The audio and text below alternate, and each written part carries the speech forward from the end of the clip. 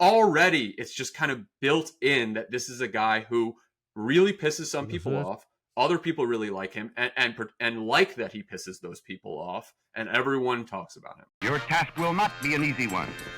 Your enemy is well-trained, well-equipped, and battle-hardened. There is not a liberal America and a conservative America. There is the United States of America. Good night and good luck. Hey, everybody. Welcome back to the Lincoln Project Podcast. I am your host, Rick Wilson, as always. Thank you so much for joining us. We are delighted to be joined today by one of the great Metro reporters in the country, a great reporter overall, Jonah Bromwich, who has covered New York and New Yorkers for quite some time, is the author of a great new book called The Dragon on Center Street.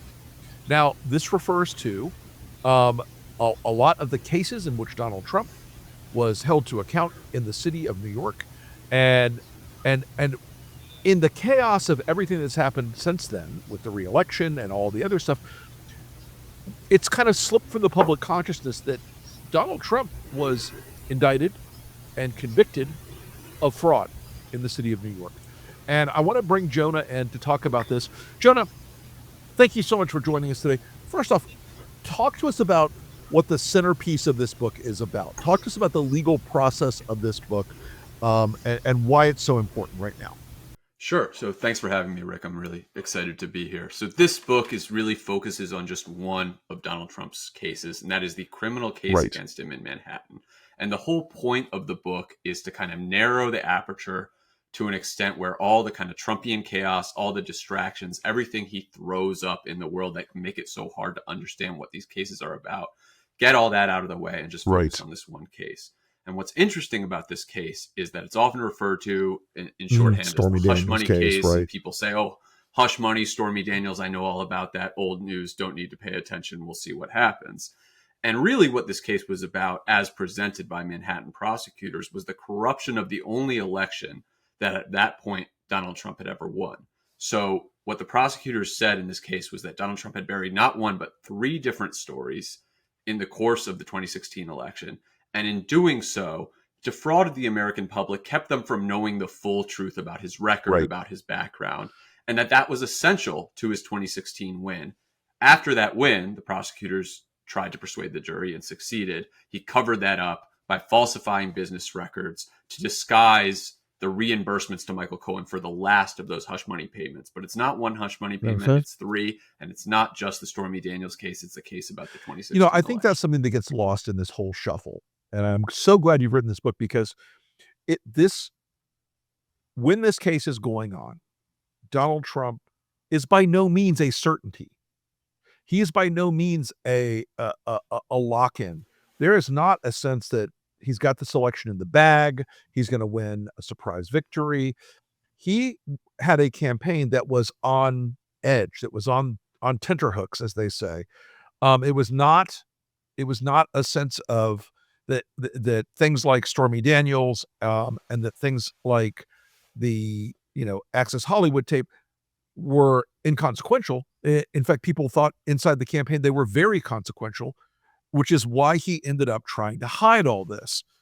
Talk to us about, and I've gotten to know Michael Cohen very well since then, and he's a guy who's been through some stuff he no doubt regrets, and no doubt would probably do it differently second time around. But talk to us about what Trump wanted Cohen to accomplish with these hush money payments, and if you can, talk a little bit more about the prevalence of Trump trying to use NDAs and hush money beyond just Stormy Daniels. This was not a brand new thing with Stormy Daniels. That's right. So Michael Cohen worked for Donald Trump for many years, and for a long time really loved doing so. And he's a great kind of individual example of what you were just saying, Rick, which is that this is not a story of inevitability. This is a human story in which people's choices really, really matter. So when Michael Cohen was working for Donald Trump, he worked for him as a fixer, is what we usually say, which meant he did errands for him, he yelled at journalists for him, and very occasionally paid hush money for him. And what Donald Trump was trying to accomplish, and what we saw firsthand in this trial in this really striking way in the courtroom, is that Donald Trump and David Pecker and Michael Cohen all got together and they came up with this scheme in August 2015 to pay hush money wherever necessary, just as a regular part of the campaign. Now, Trump's lawyers in the courtroom, they said, oh, this is a normal part of democracy. You're always trying to bury stories. You're always trying to kind of promote your narrative. And that's true with one exception, which is that you don't always pay hush money to keep Having people been in quiet. professional And so what the politics at the prosecutors- highest levels for 35 years, I've never been around anybody that paid hush money before, but okay, Donald.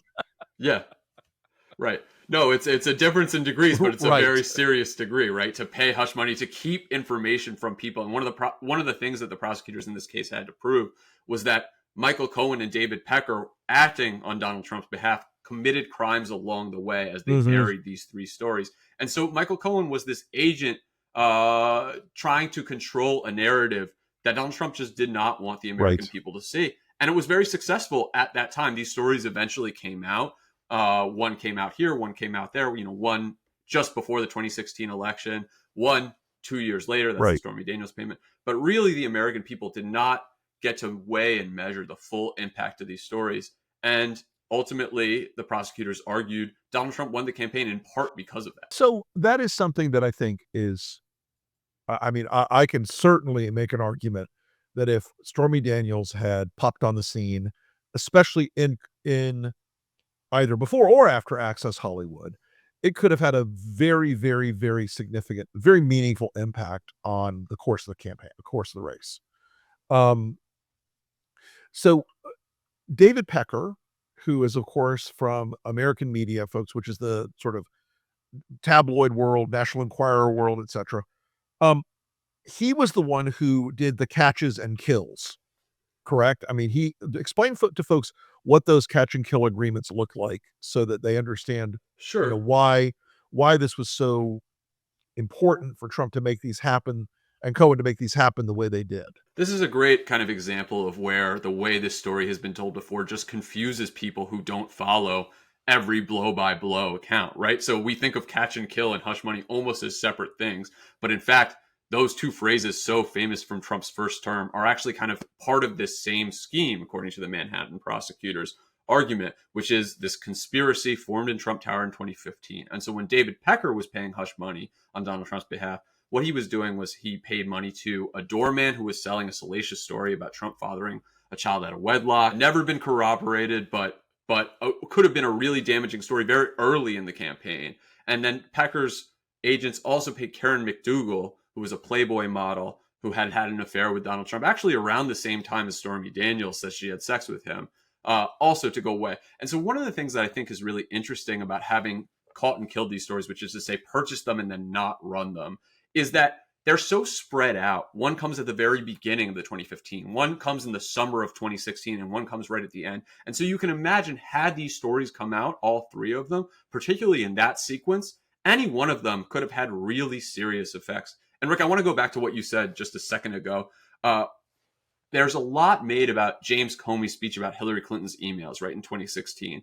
And so I think when people are skeptical of how much difference the Stormy Daniels story could have made, they should look back at kind of individual news events and just see just how big a swing. This election was so close. Every news event mattered so much. Every narrative swing mattered so much. And I think this argument needs to be taken seriously. You know, I will say there's a lot of argument that Comey's statement about her emails ended up altering the fundamental course of the race. I think it was a big impact. But I also think that if this had come to light, the impact would have been probably more consequential and more meaningful than the email server story. Why do you think that?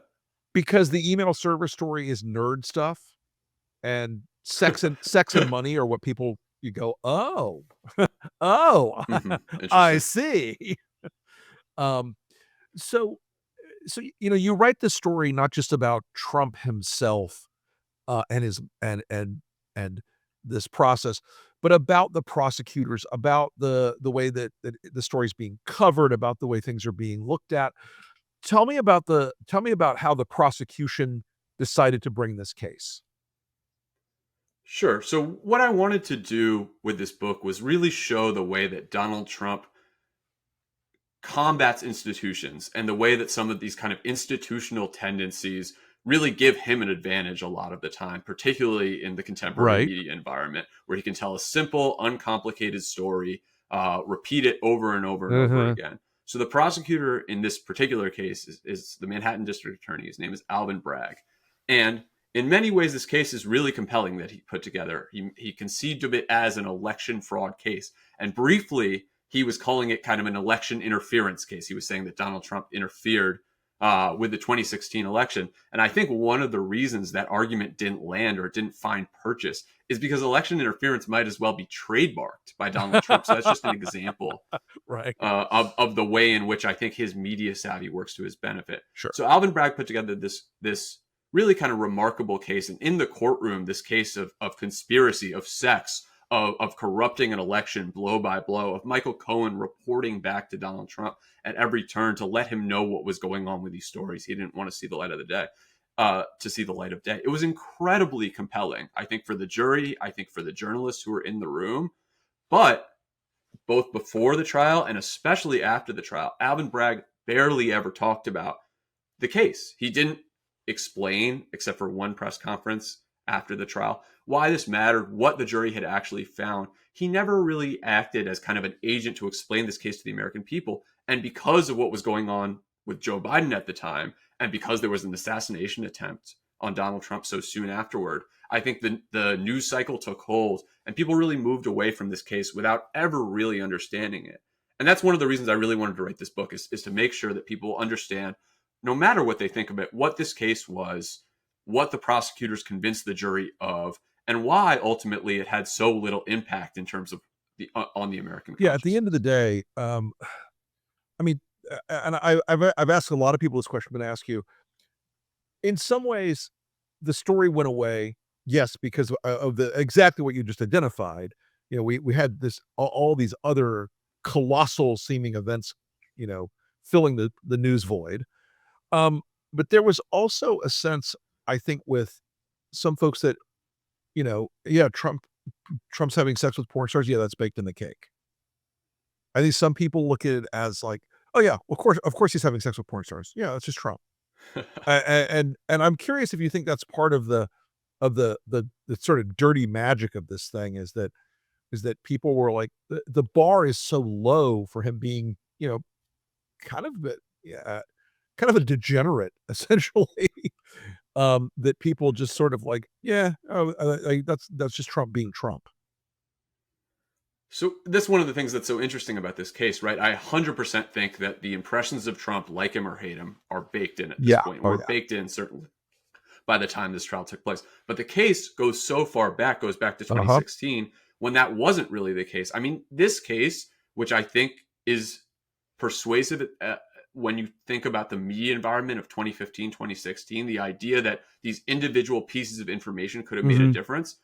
I think that could be a compelling case when you're talking about 2015, 2016.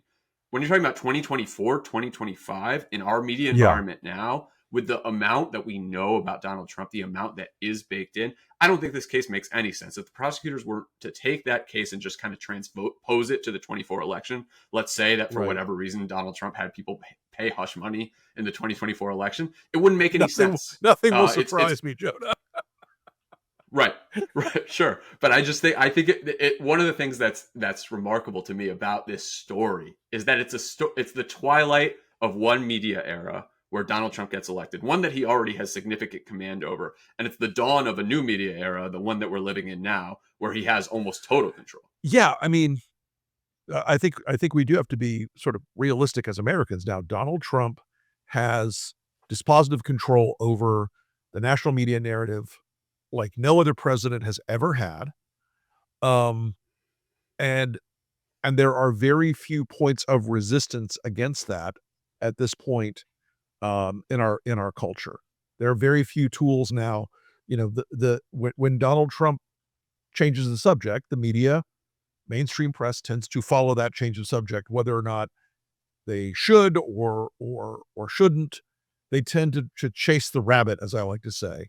Um, in this case, though, Trump did not seem like he was terribly comfortable during this case. He did not seem like he was enjoying himself as he does in sometimes when he's in trouble. Trump kind of has fun when he's in trouble sometimes. This was not that case. He was definitely not having any fun on this case.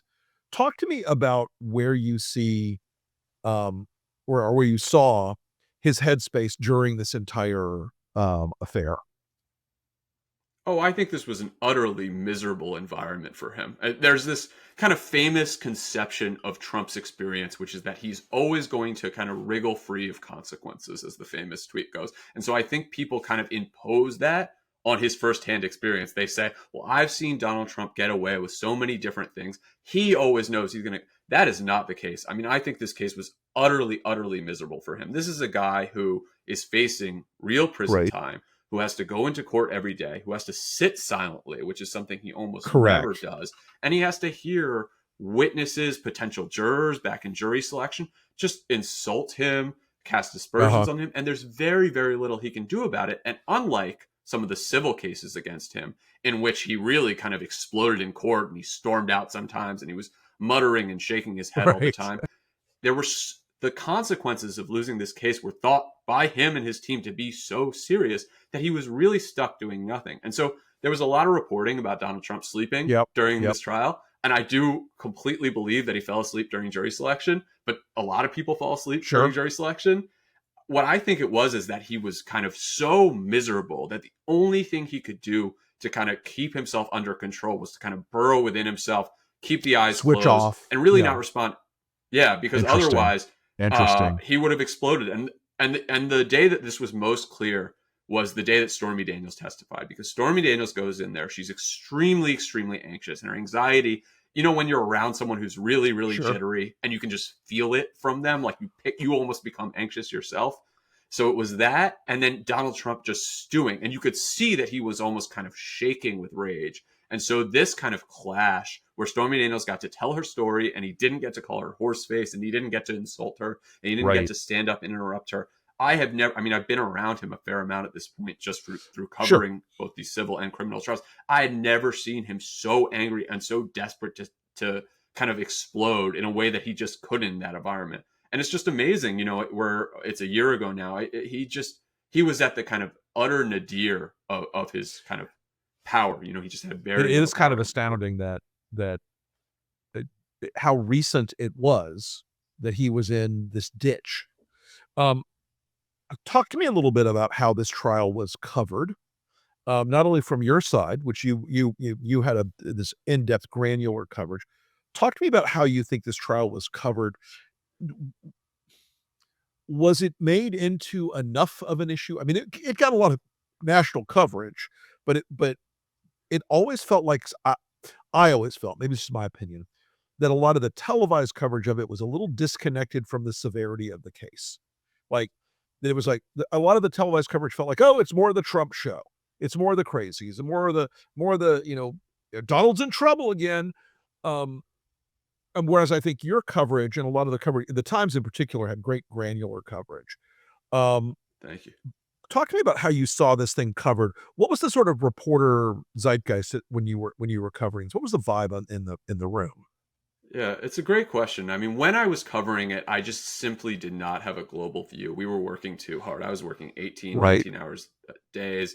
I just had a baby. So we were really focused on what was happening in the courtroom, what news we could break, what we could tell our readers about the legal strategy. And so I didn't have as much time to focus on the global coverage. Once I started writing this book, I went back and really did a deep dive into how the trial was covered. And it was kind of extraordinary to me, the disconnect between the experience of the courtroom and the drama of the courtroom and the seriousness of what the prosecutors were alleging in terms of its significance for American history and the American public, and the way this was covered. And I think this is one of the examples in which our media environment really works against comprehensive, nuanced understanding of any institutional endeavor, including a criminal case. So I'll give you one example. Hush money is a term that I think is really ill-suited to understanding this case. It's you feel as if you understand it right away, you know what? But Google ranked hush money really, really high. And so you see news organizations use the term hush money, not necessarily because they thought it was the best term, but because Because they're of competing SEO. with each other for eyeballs, and hush money is the SEO term for this case. So that's a great example, I think, Interesting. and just one example of the way the media Interesting. environment really worked against thorough understanding of this case. The other thing, and this is more simple, is that this case, I think, should have been televised. I think a case of this remarkable significance that so many people were in favor of, that so many people were against and thought was this lawfare, needed to be public in a way that reporters like myself could simply not kind of bring it to people. And we tried very, very hard. I mean, we were doing live blogging, so play-by-play of the trial. We would do a big kind of story every night, either recapping the day or looking forward. We did everything we could, but I think there is no substitute for the experience of seeing this trial. And I'm not saying it would have made a difference necessarily in how it was perceived or the outcome of the election or anything along those lines, but I just think the American public really deserves to see something like this in the medium that it is best suited to, and that is television. Yeah, that is, it is. On the one hand, you think about these complex legal cases, they need writing, they need explication, they need they need expertise to say this legal thing. But everything about Trump is mediated at the end through television. Everything in Trump's world has always, in the end, been about television. Television and social media. I think those are, I mean, one of the things I try to trace in this book is that he was a giant in the televisual medium and tabloid medium before the internet existed, and then he grafted that onto his abilities on the internet. And I think those two together help to explain his I have long said to people, if you understand Page 6, you understand how Trump became the distraction machine that he is today. Folks, Page 6 of the New York Post, it's the gossip page. And when Donald Trump was in trouble, he would literally go out to Page 6 off the record as John Barron or whatever and tell some other crazy story about Donald Trump to distract from the prior crazy story about Donald Trump. It's that he stays on this conveyor belt of distraction, scandal, distraction, scandal, distraction, scandal. And in a lot of ways, and you're right, he was a king of television, and then he evolved into this king of social media. But interestingly, I think in some ways the audience for The Apprentice, the sort of middle America, middle brow, looks a lot like the Trump voter.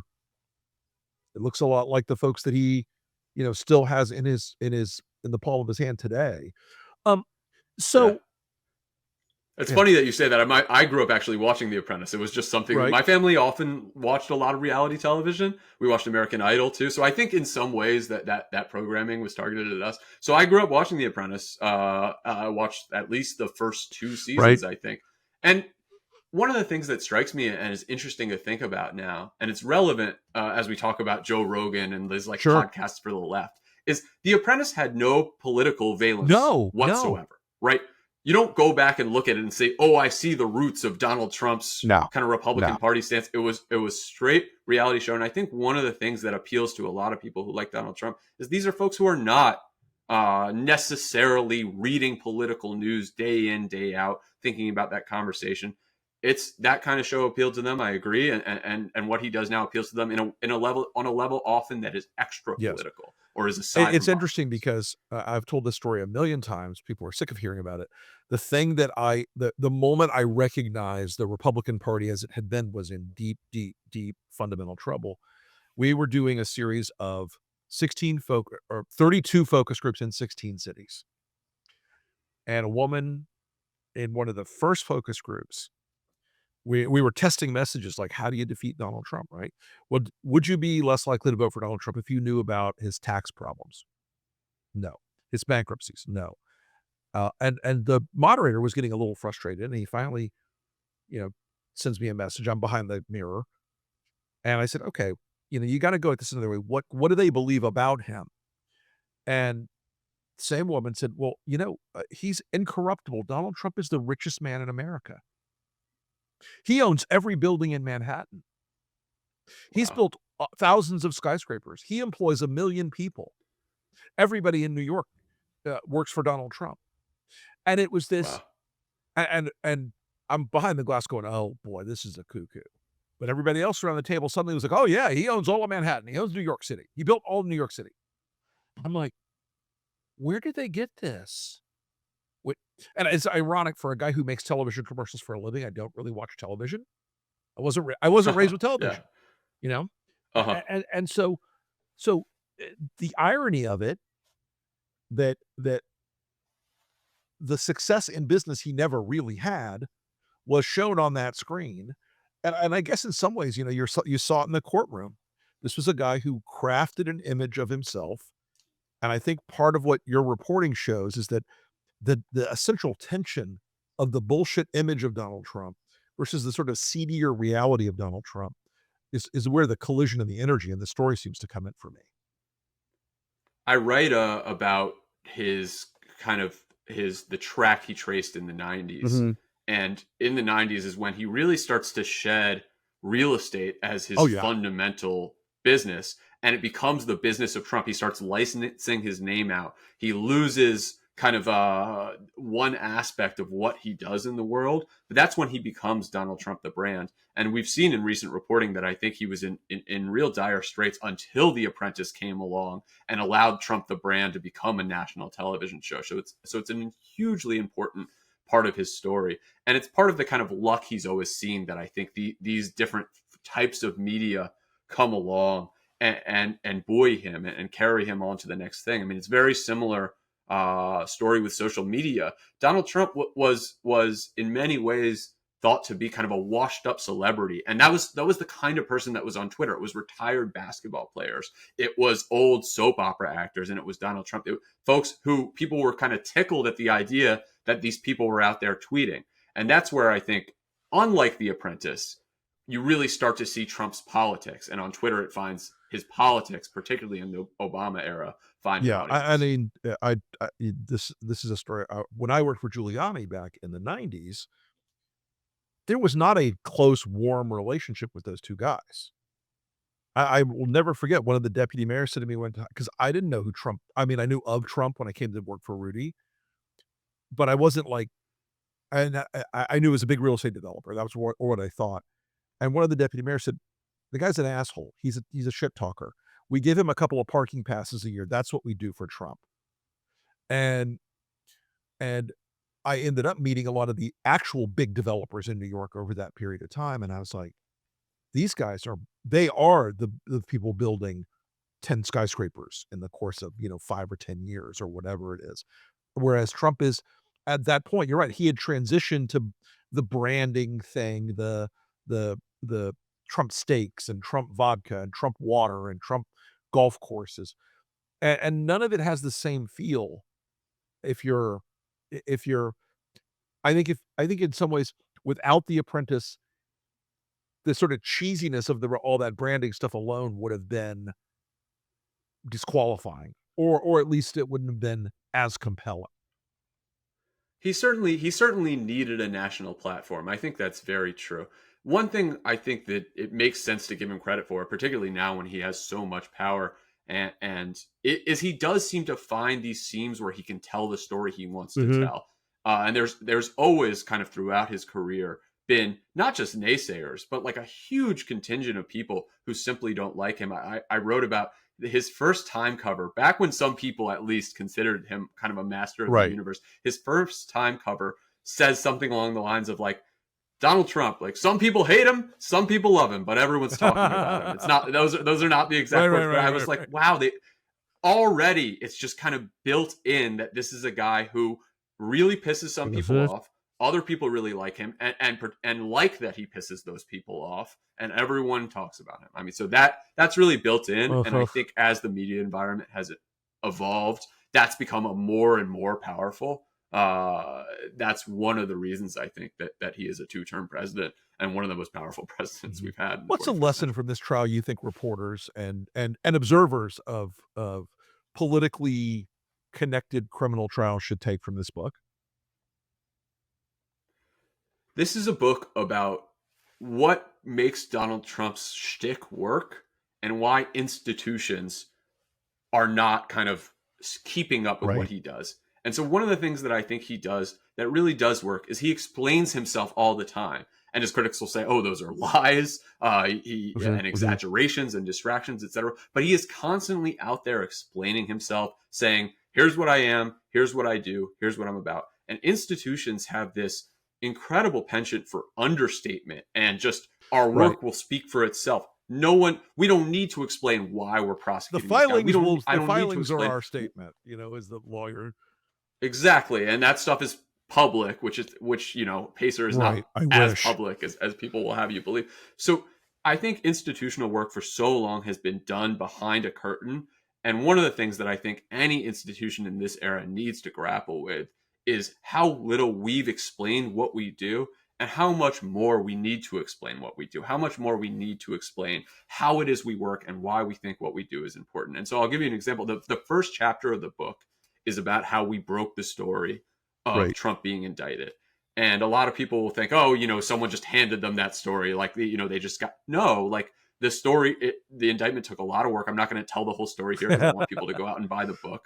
But it took a lot of work. It took an unexpected kind of source of information that we were tracking. It took teamwork and it took patience. And one of the things I wanted to do was to lay that out, both because I think it's an exciting story, but also so people could see how it is we work. And it's not just that we're getting fed one story to piss off someone else. It's that institutional workers, or at least the team that I work with, the New York Times, really try hard to do our job. We believe in the mission as we explain it. And I think we really ought to do a better job getting that out there and saying, here's what we do, here's why we do it, and here's why it's important.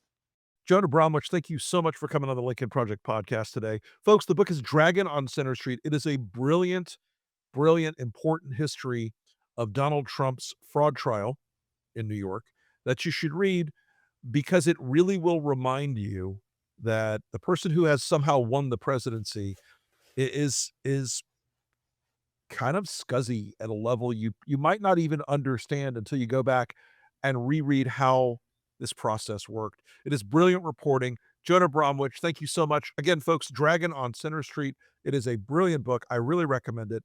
And Jonah, look forward to having you on the show again sometime soon. Of course. Thanks for having me, Rick. This was really fun. Thanks, man. Absolutely. Terrific.